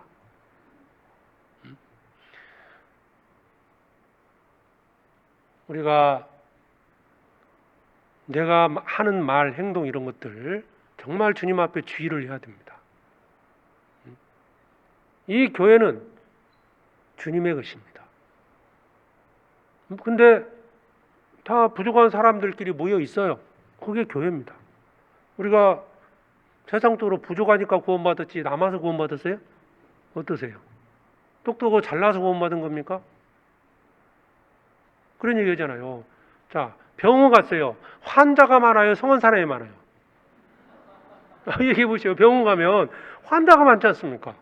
병 고치려고 병원 간 거예요.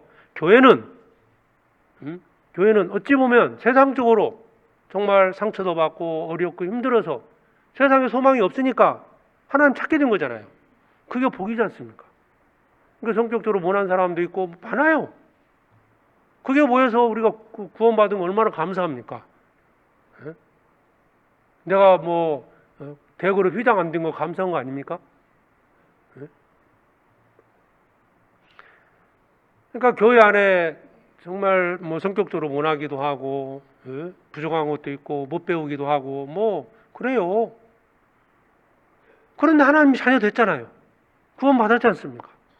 그래 모여서 어떤 주님 일을 하는 거예요. 그런 우리에게 주님 일을 맡기신 거 아닙니까? 그래서 이 다양한 계층의 사람들이 모여서 구원받고 교회가 하나 돼서 간다? 이건 기적입니다. 기적. 세상에 이런 모임 없습니다. 그러니까 우리가 앞에서 일하는 분들, 임원이든 뭐가 됐든 부족하더라도 그게 결국 주님이 맡긴 그 일을 맡겨주셨고 그리고 교회가 지금 하고자 하는 방향대로 좀 복음 전하고 가고 있지 않습니까? 그러면 거기에 아멘하고 같이 가는 것이 맞다는 거예요. 내 양심을 속이면요. 내 양심이 무뎌지면 회복하기 어려워지는 거예요. 저는 여기서 이 말씀 읽으면서요, 15절에 너도 저를 주의하라. 너도 이 사람 얼마나 불행한 사람이냐고요. 너도 저를 주의하라. 저가 우리 말을 심히 대적하였느니라. 심히 대적했다. 교회 어떤 봉사하고 교회를 하는 데마다 사사건건 반대를 한다. 이게 습관입니다. 이 습관. 이게 절대 자신에게 유익한 게 아니에요. 우리는 내가 혹시 그런지 우리 자신을 돌아봐야 돼요. 반대를 위한 반대. 왜 그럴까요? 아까 교만이란 말이에요. 교만. 그게 성향인지 뭐 뭔지는 모르겠지만 그렇게 해서는 안 되는 겁니다. 그 주의하라고 했거든요. 교회 안에서 신앙생활 중에 정말 주의할 게 그거예요. 우리는 그걸 전체적으로 교회를 세우고 복음을 전하는 과정에서 그것을 주의해야 되고, 또 내 자신이 그렇게 될까 주의를 해야 됩니다. 내가 혹시 그런 사람이 아닌지 돌아봐야 됩니다. 이제 임원들 많이 계신데, 물론 뭐 저도 마찬가지고, 우리가 뭐 정말로 완벽하고 똑똑하고 잘나서 우리가 이런 직분을 맡고 봉사하는 게 아닙니다. 부족하지만 해요. 근데 어려운 게, 정말 힘든 게, 뭐 막 봉사하고 이런 거 힘든 게 아니에요. 그런 어떤 성도들과 관계 때문에 힘든 거거든요. 그냥 같이 갑시다 하면 가면 되고, 밥 먹읍시다 하면 밥 먹으면 되고, 꼭 밥 먹자는데 국수 없어요 이런 사람이 있단 말이에요. 이게 힘든 거예요, 이게. 이게 같이 할 때 같이 하면 좋지 않습니까? 그러니까 이런 것이 꼭 자기 개성이다 뭐다 이렇게 생각해서는 안 되고, 이게 가끔 한 번씩은 괜찮겠죠. 정말 내가 이제 그게 음식이 입에 안 맞아서 그럴 수도 있지만, 근데 이게 습관이 되고요, 할 때마다 항상 그렇다면 정말 내가 그게 꼭 자기 생각이 옳아서 그런 게 아니고 이미 습관이 돼버린 거예요. 그게 성향이라는 거예요. 그래서 너도 저를 주의하라. 내가 그런 사람이 돼서는 안 됩니다. 주의해야 된다. 그래서 여기서 이제 어그러진 말을 하는 것이 어찌 보면 교회를 대적하는 것이 된다. 하나님은 행한 대로 갚아주십니다. 그래서 우리는 뭐 교회에서도 이제 뭐 임원들이 뭐 어떤 일을 결정할 때 성도들의 생각을 뭐 알고 충분히 반영해서 결정하려고 노력을 해요. 근데 뭐 100% 어떻게 다 모든 사람을 만족할 수 있는 방법은 없어요. 그죠? 의견들이 다양하니까. 집에 가정에서도 뭐 가족들 몇 명, 4~5명 가도 식당 가봐요. 음식 시킬 때 각각 다르게 시키더라고. 그렇죠? 통일을 시키기가 어려운 겁니다. 그렇지만 교회는 뭔가를 통일해서 가야 할 게 있는 거예요. 그럴 때 순종해 달라. 우리는 교회에서 한 지체로서요, 한 몸이 돼서 지금 살아가고 있습니다. 교회에서 교제하고 봉사할 때요, 자신의 생각이나 어떤 방법과 다르다고 해서 함께하지 않는 것은 어찌 보면 자신을 따르게 하려고 어그러진 말을 하는 것과 같다는 거예요. 그래서 항상 뭐 이제 구역장님이나 주장님 뭔가 하자 하면요, 아멘하고 하세요. 그게 틀린 거 모르겠어요. 틀린 일을 하는 건 없을 거예요. 내 생각과 좀 다른 일을 할 뿐이지. 그래서 이제 온 교회가 뭔가를 정해서, 지금 이제 아까도 말씀드렸지만 이제 수양회 앞두고 있지 않습니까? 수양회 가자. 그럼 뭐 같이 가서 전도하면 되잖아요. 내 전도 안 따갖고 이런 때도 남아서 전도하겠다고 또 안 가고, 이런 경우도 있다고요. 우리가 교회 함께하는 거, 그죠? 축복 아닙니까? 왜? 주님이 세우신 교회니까요. 주님과 함께, 교회와 함께하는 것이 영광 아닙니까? 왜? 주님이 머리로 계신 곳이 교회잖아요. 우리는 지금 그런 교회 안에 함께하고 있습니다. 그래서 교회를 사랑하고 교회를 중요히 여기고 교회 앞에 순종하고 가는 것이 주님을 사랑하고 곧 주님 앞에 순종하는 아니겠습니까? 사도행전 20장 다시 보겠습니다. 28절. 너희는 자기를 위하여 또는 온 양떼를 위하여 삼가라. 성령이 저들 가운데 너희로 감독자를 삼고 하나님이 자기 피로 사신 교회를 치게 하셨느니라. 자, 이 말씀 우리가 막 계속적으로 좀 읽고 묵상을 해보면 좋을 것 같아요. 하나님이 자기 피로 사신 교회를 치게 하셨다. 하나님이 자기 피로 사신 교회를 우리에게, 나에게 맡겨두셨다. 그렇잖아요. 그렇게 이 말씀을 이해할 수 있잖아요. 어떤 특정한 사람에게만이 아닙니다. 우리 모두에게 주님이 맡겨두셨습니다. 교회를 아끼지 않고 교회를 해치려는 무리가 누굽니까? 사탄이잖아요. 내가 만약에 아까 말씀드린 것처럼 어그러진 말을 하고 알렉산더처럼 막 심히 대적하고 이러는 것이 과연 누구한테 쓰임 받는 거냐 이 말이에요. 결과적으로 보면 그게 그 사탄에게 쓰임 받는 거 아닙니까? 사탄도 사람을 통해서 일하지 않습니까? 하나님도 사람을 통해 일하시는 거잖아요. 내가 굳이 그런 일에 쓰임 받아도 되겠습니까? 하나님은 사람을 통해서 일하기 때문에 완벽하지 않아요. 우리는. 그렇죠? 우리가 하는 거니까. 그러나 그럼에도 불구하고 주님은 그 가운데 역사하셔서 주님의 뜻을 이루시고 구원받게 하고 교회를 세워가고 있지 않습니까? 그래서 마귀에 속지 않아야 됩니다. 내가 거기에 속으면 안 돼요. 그러니까 내 믿음을 강건하게 만들어야 되고 우리로 사단에게 속지 않게 하려 함이라. 우리가 그 계계를 알지 못하는 바가 아니로라. 고린도서 2장에 보면 사도 바울이 그렇게 말씀하셨거든요. 사단에게 속으면 안 된다. 사탄의 계획이 뭐냐? 계획이 뭐냐? 일단 구원받지 못한 사람 구원 못 받게 하는 것이고 구원받은 사람 신앙생활 못하게 막아요. 성장하지 못하게 막는 게 사탄의 일이에요. 생각해봐요. 구원받지 못한 사람이 자기가 똑똑해서 구원 못 받은 거예요. 사탄에게 자기가 똑똑해서 구원 안 받은 거예요? 어떠세요? 사탄에게 속은 거잖아요. 결과적으로 보면 사탄에게 속은 거예요. 뭐 무신론 사상, 뭐 유물론, 아니면 뭐 진화론 사상 이런 것들이 속아서 하나님 없다, 죽으면 끝난다. 사탄에게 속은 거잖아요. 그러면 구원받은 사람은 일단 거기에서 이제 벗어난 거예요. 구원받고 믿음이 성장 못했어요. 내가 똑똑해서 성장하지 않는 겁니까? 사탄에게 속는 겁니다.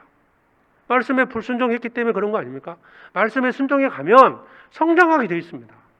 주님 앞에 귀하게 쓰임받게 되어 있습니다. 그래서 우리가 사탄에게 속지 않고 사탄에게 쓰임받지 말고 오히려 하나님께 순종해서 하나님 앞에 쓰임받는 사람이 되어야 됩니다. 그래서 사도 바울은 그런 사탄의 계획을 알았기 때문에 교회를 위해서 항상 염려했고 그래서 사도 바울이 그 에베소 교회를 위해서 어떻게 했습니까? 거기 뒤에 31절 보세요. 31절에 그러므로 너희가 일깨어 내가 3년이나 밤낮 쉬지 않고 눈물로 각 사람을 훈계하던 것을 기억하라. 3년이나 밤낮 쉬지 않고 눈물로써 훈계했다고 그랬어요. 집요하다는 겁니다. 사탄은.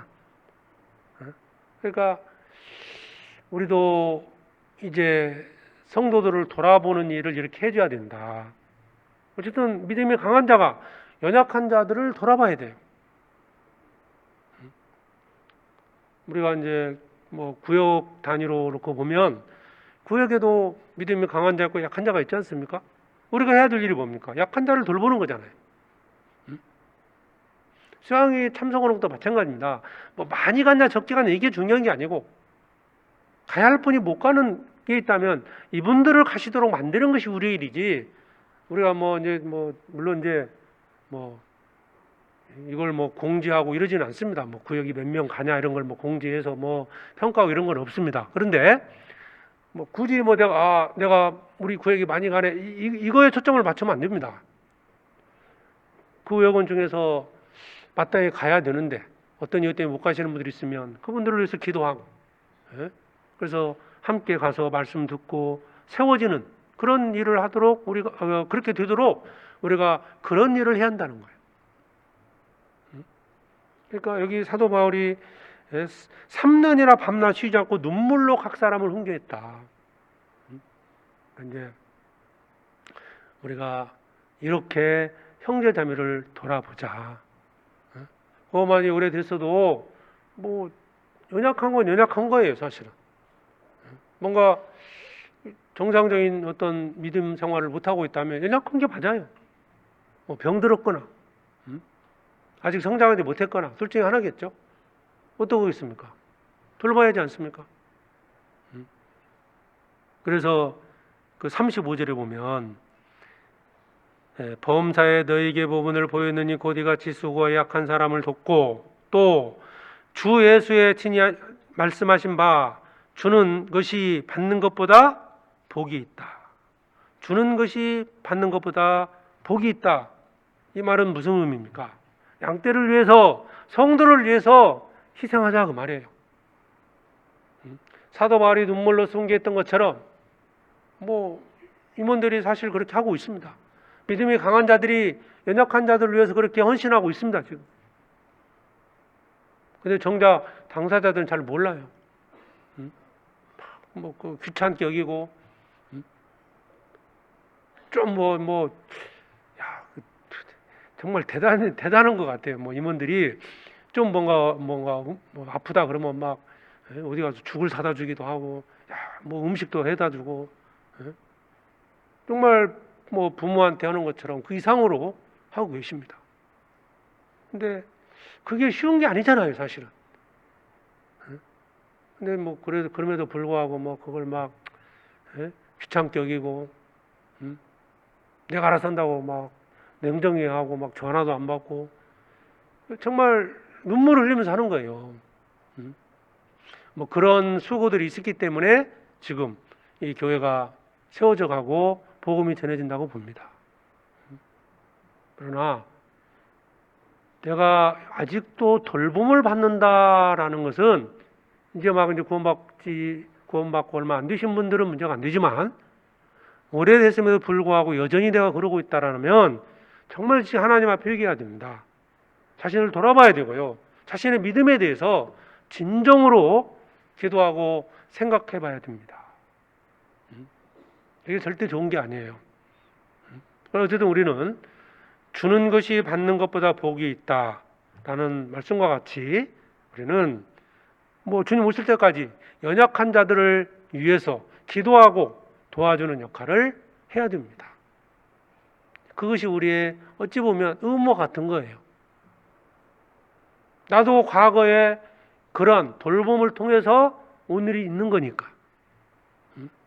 사도 바울이 그렇게 했던 것처럼 우리도 그렇게 해야 됩니다. 그러니까 사도 바울은 고난받는 그 어떤 것보다도 교회를 위해서 염려했다 그랬거든요. 자, 고린도 후서 11장입니다. 고린도후서 11장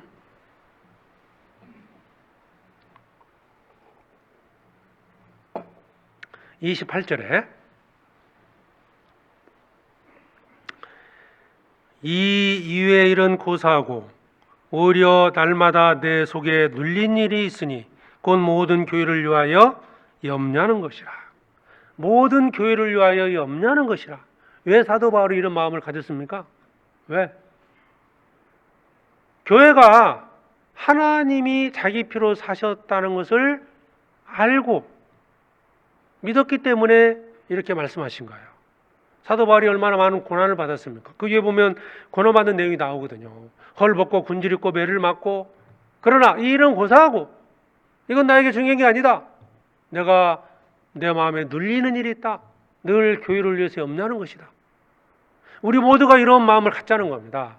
항상 교회를 위해서 염려하고, 교회가 나를 위해서 뭘 해줄 거냐 생각하지 마시고 교회를 위해서 염려하고, 교회가 더 세워져 가고 더 많은 영혼들이 복음을 전할 수 있도록 우리가 그 일을 위해서 염려하고 기도하자는 겁니다.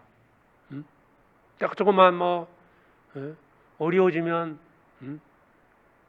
그것 때문에 막 고통받고 지금 여기 밖에 보면 주차장 막 차가 넘쳐가지고요 막 이중 주차하고 그러니까 아이고 주차하기 힘드니까 교회 안 올란다 이런 생각하지 마세요. 그런 생각하시면 안 돼요. 그리고 나중에 불편하면 막 이것 때문에 막 불평하고 그 주차 안내하시는 형제님들 얼마나 수고하십니까 아침부터 와가지고 좀 자리 없으면 막 뭐 불평하고 뭐 이를 말고 웃으면 서로 부족한 건 현실이니까 어쩔 수 없는 거고 이거. 그러면서 이걸 위해서 같이 기도해주고 그렇게 하는 게 맞지 않습니까? 그냥 뭐 어디 뭐 와서 지금 봉사하는 분들이 직원이 아니잖아요. 직원이 어디 빌딩에 직원이 아니지 않습니까? 우리 같이 협력해서 자원해서 하는 거거든요. 그러니까 그러면 좀 부족하면 뭐 밖에 나가서 주차할 수도 있고 이중 주차 됐는데 좀 늦게 전화해도 안 와. 그러면 어떡겠어요? 기다려야지. 그게 뭐 주차위원 형제님들의 어떤 잘못이 아니지 않습니까? 또. 근데 그걸 가지고 막 원망하고 불평해버리면 이것도 잘 이겨내야 되고요. 우리잖아요. 우리. 그래서 교회를 위해서 우리가 정말 염려하고 기도하자. 교회가 잘 되기를, 교회에서 복음이 잘 전해지기를, 부족한 게 있지만 뭐 좀 역할을 잘 못해서 좀 문제가 생길 수 있지만 밥을 밑에서 한다고 했는데 밥이 잘 안 됐어. 어쩌겠어요. 그냥 맛있게 먹어야지. 그거 가지고 막 불평하고 이렇게 했냐 저렇게 했냐 하면요 하는 분들이 하기가 싫어지는 거예요. 이거 괜히 부담스럽잖아요. 그래서 그 모든 것들을 서로 좀 이해하고 이게 형제자매를 사랑하는 거 아닙니까? 그러니까 여기서 사도 바울이 교회를 염려했다는 게 무슨 교회를 염려한 겁니까? 고린도 교회 성도들을 위해서 염려했던 거예요. 뿐만 아니라 모든 교회들을 염려했던 겁니다. 이게 뭐 무형의 교회가 아니에요. 그 성도들이 잘 되기를 바라는 마음, 그걸 염려했던 거거든요. 그래서 우리가 이 뭐죠? 이게 소속감. 나는 여기 일산교회에 속해 있다. 이 소속감 가져야 돼요. 나는 언제든지 저기 고향교회로 갈 수 있다. 이런 생각하시면 안 됩니다. 뭐 어떤 거처가 옮겨져서 뭐 갈 수는 있죠. 근데 이제 이게 내가 기분 상했다고 이래서는 안 된다는 거예요. 소속감. 내가 교회에 속해 있고 이 교회를 사랑하고 그게 자기를 위한 거예요, 사실은. 그래야 하나님께서 그 가운데서 말씀을 주시고 깨닫게 하시고 은혜를 주시는 거예요. 생각해 보세요. 교회를 소중히 여겼어요. 하나님의 핏값을 주고 산 교회 얼마나 하나님이 중요시 여깁니까? 그럼 내가 그 교회를 중요시 여겼어요. 벌 줄까요? 복 줄까요? 복을 주시는 거예요.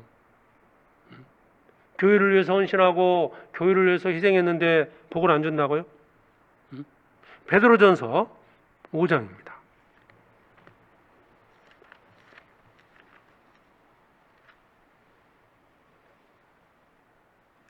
베드로전서 5장 2절.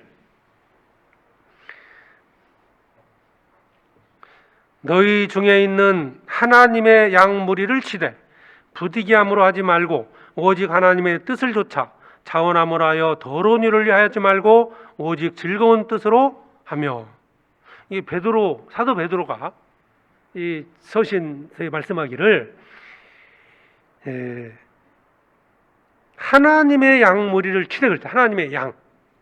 우리가 하나님의 양이지 않습니까? 우리가 다 서로 그런 양무리를 쳐야 돼요. 우리가. 근데 베드로가 이 말씀을 한 건 특별한 의미가 있다고 봐요. 요한복음에 보면 예수님께서 부활하신 예수님이 베드로에게 물었잖아요. 네가 나를 사랑하느냐? 내 양을 먹이라. 내 양을 치라 그랬어요. 아마 베드로는 예수님의 그 말씀을 듣고요. 더 이 양물에 대해서 생각을 했을 겁니다. 그러면서 이 말씀을 주신 거예요. 너희가 양무리를 치되 부득이함으로 하지 말고 자원함으로 해라. 기쁨으로. 시켜서 이러지 말고 자원해서. 우리가 한번 이번에 수양에 한번 봉사하지 않습니까? 그것도 자원함으로 하자. 왜 저쪽 줄이 더 쉬울 것 같은데 이쪽에다 시켜놨냐 뭐 이러지 마시고 누군가는 해야 돼. 누군가는. 맞죠? 각 이제 교구별로 담당을 해서 뭐 이제 일이 다른데 저쪽 교구는 뭐 쉬운 거 맡았네, 우리는 어렵네, 이러지 마시고 자원함으로 즐거움을 하자는 겁니다. 그래서 약물을 치되 부득이함을 하지 말고 자원함으로 하여, 그러면 이렇게 하나님의 교회 앞에 순종하고 교회를 위해서 헌신했을 때, 자 5장 4절입니다. 같이 읽어보죠. 그리하면 목자장이 나타나실 때 시들지 아니하는 영광의 면류관을 얻으리라. 주님이 약속하셨잖아요. 교회를 사랑하고 교회를 중요시 여기고 교회를 희생했어요. 면류관을 주시겠다 약속했잖아요. 그래서 성도들을 위해서, 뭐 여기 이제 양떼, 양으로 표현되어 있잖아요.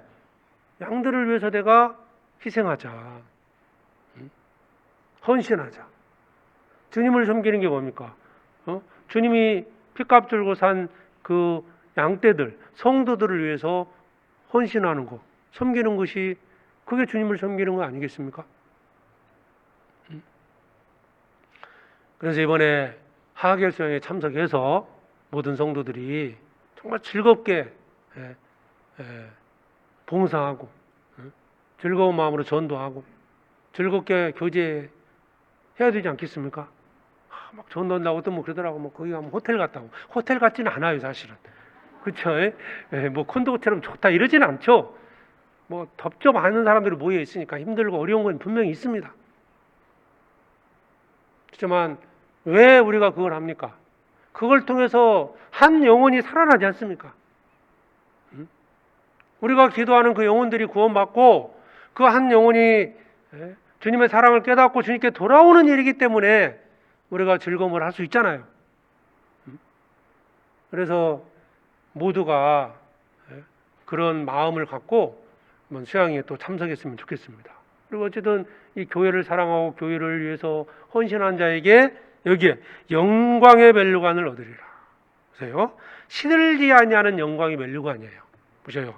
모든 면류관은 시듭니다. 세상에 있는 면류관은. 옛날 월계수 나무로 이렇게 가지로 엮어서 면류관을 만들어 주잖아요. 그게 시들거든요. 근데 주님이 주시는 면류관, 시들지 않는다는 것은 영원하다는 뜻이에요. 내가 얻게 되는 영광은 중간에 없어지는 게 아니라 이 말입니다. 영원히 가는 거예요.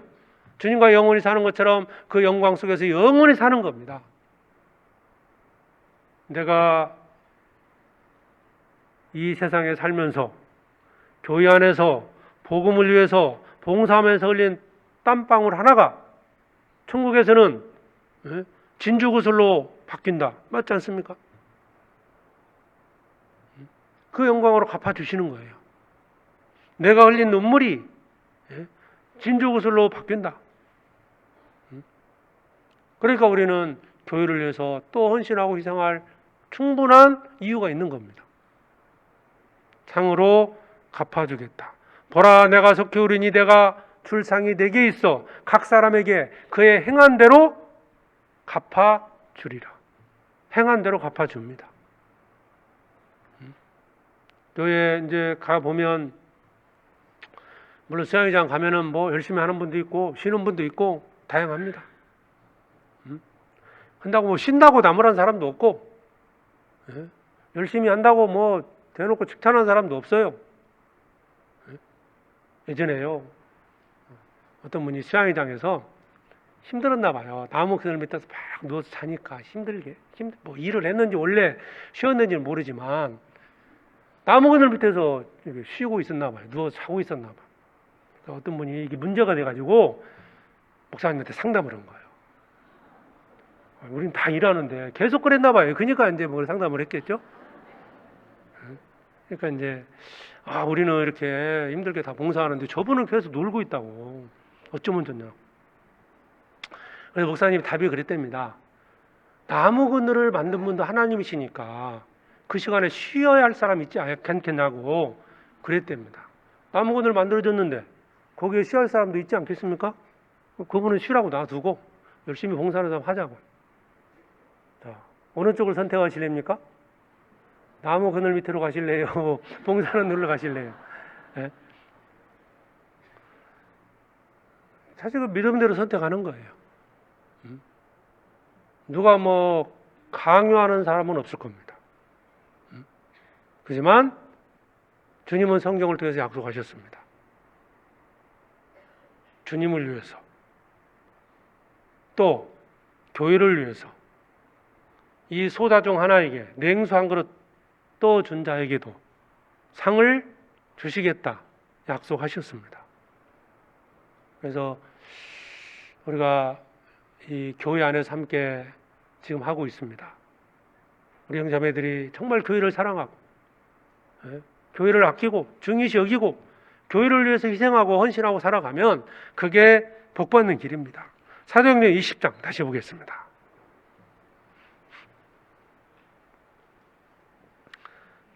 28절, 너희는, 우리입니다, 자기를 위하여, 우리 각 사람을 위하여 또는 온 양떼를 위하여 성도들을 위해서 삼가라, 주의하라는 거죠. 성령이 저들 가운데 너희로 감독자를 삼고 하나님이 자기 피로 사신 교회를 치게 하셨느니라. 자, 우리는 교회의 소중함을 알고 있습니다. 교회가 어떤 것인지 알고 있습니다. 이 말씀대로 하나님이 자기 피로 사신 교회입니다. 교회를 잘 지켜야 됩니다. 사실 이거 지켜야 할 것을 말씀한 거거든요. 주의하라. 왜? 양떼를 아끼지 않는 자가 있다. 사탄입니다. 그래서 우리는 교회를 사랑하고 교회를 위하여 헌신해야 됩니다. 생각해 보세요. 주님이 교회를 사기 위해서 피값을 지불했어요. 그럼 우리도 교회를 지키기 위해서 피를 흘리지는 않더라도 땀은 흘려야 되지 않겠습니까? 그렇잖아요. 피를 흘리지는 않더라도 눈물은 흘려야지 않겠냐고요. 그래서 그런 자를 주님이 얼마나 귀히 여기시고 얼마나 큰 축복을 하시겠습니까? 수양이는 이제 얼마 안 남았습니다. 이제 이번 주부터 시작이 됩니다. 수양이는 잃어버린 양을 찾아 목자에게 돌아오게 하는 시간입니다. 연약한 양들을 건강케 만드는 시간입니다. 또 그들을 위해서 우리가 봉사하는 시간입니다. 그래서 혹시라도 아직 대부분 이제 가시는 걸로 알고 있는데 혹시라도 아직 결정하지 못한 분 계시면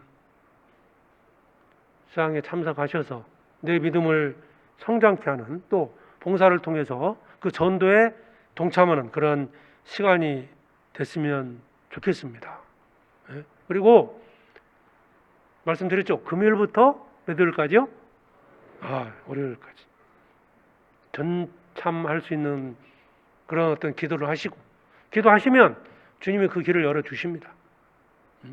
그래서 이번 수양회가 그 어느 때보다도요, 많은 영혼들이 구원받는 그런 수양회가 될 수 있도록 함께 기도로서 또 실제로 동참하기 바랍니다. 기도하겠습니다. 자비로우신 아버지 하나님 감사합니다. 저희들 주님의 사랑으로 구원해 주시고 주님이 역사하는 교회 가운데 불러주신 은혜 감사합니다.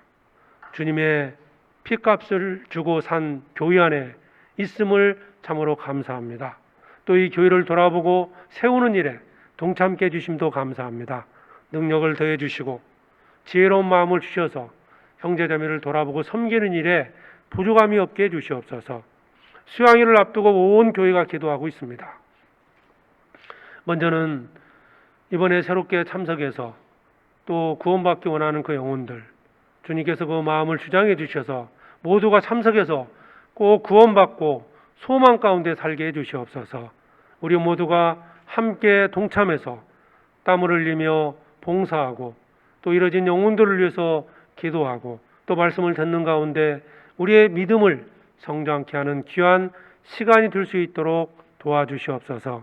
준비하는 모든 과정에도 주님 함께 해주시고 그 손길 위에도 은혜를 더해 주시옵소서. 또 이번 스페인 지역에도 하계 수양회가 진행이 됩니다. 우리 오늘부터 이제 18일까지 그 선교 일정에도 주님이 함께 해주셔서 선교팀 모두가 건강 지켜주시고 이번 수양회를 통해서도 스페인 지역 이뤄진 영혼들에게도 많은 영혼들 구원받게 해주시고 스페인 교회가 또 성장하는 귀한 시간이 되게 해주시옵소서. 모든 것 주님께 감사드립니다. 우리를 사랑하시는 예수 그리스도의 이름으로 기도드립니다. 아멘.